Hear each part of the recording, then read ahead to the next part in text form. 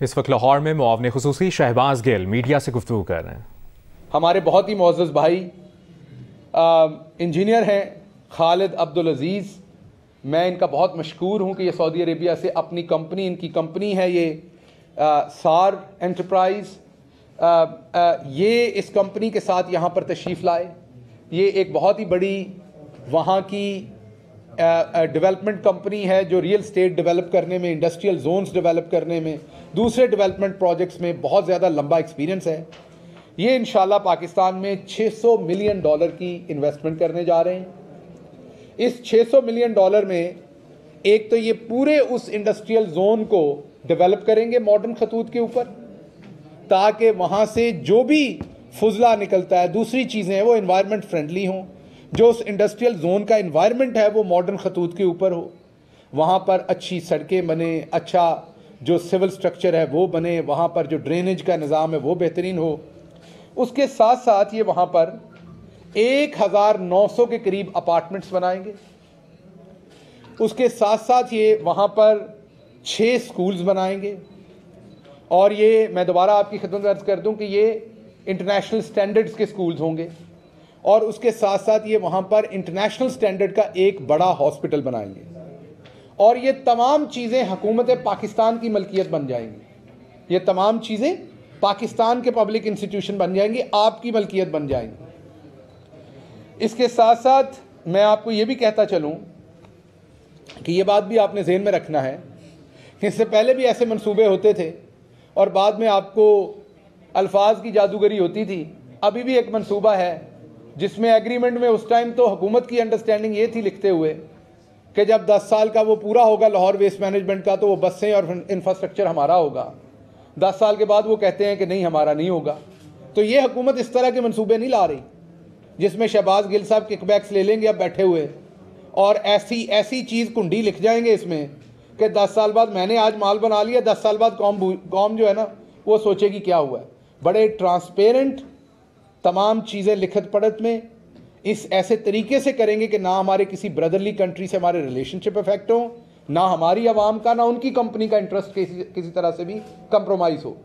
तो हम आहलन व सहलन माय ब्रदर, हम एक दफ़ा फिर अपने भाइयों को इस सरजमीन के ऊपर खुशामदीद कहते हैं। हम ये समझते हैं कि इसके साथ साथ ये जो 1800 इंडस्ट्रीज़ हैं, बहुत सारी इंडस्ट्रीज़ हम तवक्को कर रहे हैं कि इनके तवस्सुत से अब सऊदी अरब से भी वो इंडस्ट्रीज़ आके इस इंडस्ट्रियल जोन में लगेगी। तो ये आज की बहुत ही इम्पॉर्टेंट बात जो मैं आपसे करने जा रहा था वो है। और इंशाल्लाह इसके साथ साथ जो बाकी ये प्रोजेक्ट है रिवर रावी का, वो भी आप अगले 1 महीने के अंदर उसमें भी काम में बहुत तेज़ी देखेंगे। आप जैसे CBD में देख रहे हैं, उस जगह पर भी आप बहुत तेज़ी देखेंगे। और इंशाल्लाह इस साल में आपको सिग्निफिकेंट इंप्रूवमेंट उस प्रोजेक्ट में नज़र आएगी। ये पाकिस्तान में फॉरेन इन्वेस्टमेंट के लिए, ये पाकिस्तान के अंदर इंडस्ट्रीज़ की साइंटिफिक बुनियादों पर आगे लेके जाने के लिए, पाकिस्तान और सऊदी अरेबिया के कोलैबोरेशन में ये जो मंसूबा है, ये जो $600 मिलियन की इन्वेस्टमेंट है, ये बहुत ही इम्पॉर्टेंट रोल प्ले करने जा रहा है। और आप देखेंगे कि जो पाकिस्तान की इस टाइम मईशत जिस तरीके से तरक्की कर रही है, पाकिस्तान की फॉरेन पॉलिसी जिस तरीके से अपने दोस्तों, अपने भाइयों के साथ एंगेज किए हुए हैं, आने वाले सालों में हम पाकिस्तान का एक बहुत ही रोशन माशी जो मुस्तकबिल है वो देखने जा रहे हैं। इसमें आप मीडिया के दोस्तों की बहुत ज़्यादा हमें कोऑपरेशन की ज़रूरत है। उसकी वजह ये कि जो पाकिस्तान के दुश्मन होंगे वो मनफी खबरें भी फैलाएंगे, वो हिजान भी बर्पा करेंगे, वो नेगेटिव प्रोपेगेंडा भी करेंगे। क्योंकि आज की ताकत कौमों की असल माशी ताकत है। जब आप माशी तौर पर कमज़ोर होते हैं तो आपको बाहर जाके पैसा मांगना पड़ता है। जब आप पैसा मांगते हैं तो लोग आपसे अपनी शराइत बनवाते हैं। तो पाकिस्तान के अंदर हमारे पास इतना रिसोर्स मौजूद है कि अगर हम एनेबलिंग एनवायरनमेंट क्रिएट करें तो वो जो पैसा हमें जाके कर्ज़ों की सूरत में लेना पड़ता है, वही इन्वेस्टमेंट की सूरत में पाकिस्तान आ सकता है। और हम अपनी जो खुद मुख्तारी है उस पर भी और तगड़े हो सकते हैं और अपनी मईशत को भी आगे लेकर चल सकते हैं। ये इसके साथ साथ मैं एक और चीज़ इससे हटके, और अब मेरी तमाम टेलीविजनों से गुजारिश है कि ये पहले वाली खबर मुस्बत है, इसको वक्त दीजिएगा।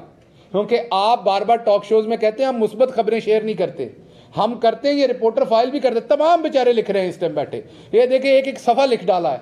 लेकिन जब फाइल होना है तो आपने स्टोरी को जगह नहीं देनी, आपने नेगेटिव स्टोरी को जगह देनी है। तो आपने मेहरबानी ये जो पहली बात की इसको जगह दीजिएगा। उसके साथ मैं एक और बात आपको बताता चलूं, जस्टिस वजीउद्दीन साहब जिनकी जो मेंबरशिप थी वो 2015 में कैंसिल कर दी गई थी पाकिस्तान तहरीक इंसाफ से। मैं ये नहीं कहूँगा कि वजी साहब कोई बहुत बुरे आदमी हैं, लेकिन उनके अपने आइडियाज़ हैं, अपनी इनफ्लेक्सिबल अप्रोच है, अपनी लाइक्स और डिसलाइक्स है, जो उन्होंने अपने जहन में बैठा लिया। आपको किसी भी ऑर्गेनाइजेशन में काम करने के लिए आपको ऑर्गेनाइजेशन के तरीके पर चलना पड़ता है, आपको उस ऑर्गेनाइजेशन के कवानीन के साथ चलना पड़ता है। उन्होंने हमेशा डिस्ट्रक्टिव थॉट्स रखे पार्टी के अंदर भी, क्योंकि प्राइम मिनिस्टर इमरान खान के अंदर बहुत सारा हौसला है, वो डिस्ट्रक्शन को भी सुनते हैं, इसलिए उन्होंने उनके सुने। लेकिन फाइनली पूरी पार्टी ने फैसला किया कि उनके साथ नहीं चला जा सकता, तो उन्हें 2015 में उनकी मेंबरशिप को कैंसिल कर दिया। वो इंतज़ार करते रहे पूरा 1 साल, फिर 2016 में उन्होंने इस्तीफ़ा दिया। और आज जाके उन्होंने जो एक इल्ज़ाम लगाया था, आपने देखा कि जहांगीर तरीन साहब का भी ट्वीट आ गया, और जिसमें जहांगीर तरीन साहब ने यह बता दिया कि वो झूठ बोल रहे हैं, उन्होंने कभी ऐसा पैसा नहीं दिया। मैं आपके सामने कुछ नंबर्स रखना चाहता हूं। 2016 में मैंने आपको बताया कि उन्होंने रिजाइन कर दिया, 15 में इनको हटा दिया गया था।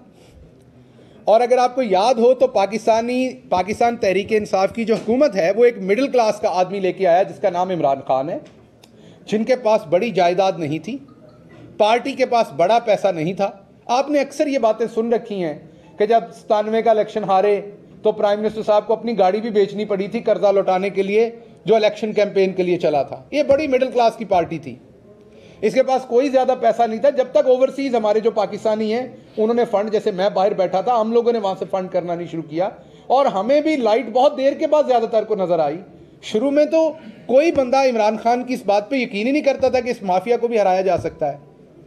तो हर पॉलिटिकल पार्टी का कोई ना कोई दफ्तर होता है, आप लोग जाते हैं प्रेस कॉन्फ्रेंसेस कवर करने के लिए, आपको इस बात का पता है। उसको उस दफ्तर को चलाने के लिए एक पार्टी फंड होता है, ये भी आपको पता है। पाकिस्तान मुस्लिम लीग काफ का भी दफ्तर है, पीपल्स पार्टी का भी दफ्तर है, नून लीग का भी दफ्तर है, फजल रहमान साहब की पार्टी का भी दफ्तर है। उनको चलाने के लिए पार्टी कोई फंड भी देती है। पाकिस्तान तहरीक इंसाफ क्योंकि एक मिडिल क्लास की पार्टी थी, इतना पैसा तो था नहीं कि एक इंडिपेंडेंट दफ्तर पहले एम्बेसी रोड पे बना, फिर उसको अफोर्ड नहीं कर सके, बंद करना पड़ा, फिर चेयरमैन सेक्रेटेरिएट बनाना पड़ा, जो तहरीक इंसाफ के चेयरमैन जो इमरान खान साहब, उनके घर के हिस्से में। लाहौर में मुआवने खुसूसी शहबाज गिल मीडिया से गुफ्तगू कर रहे हैं।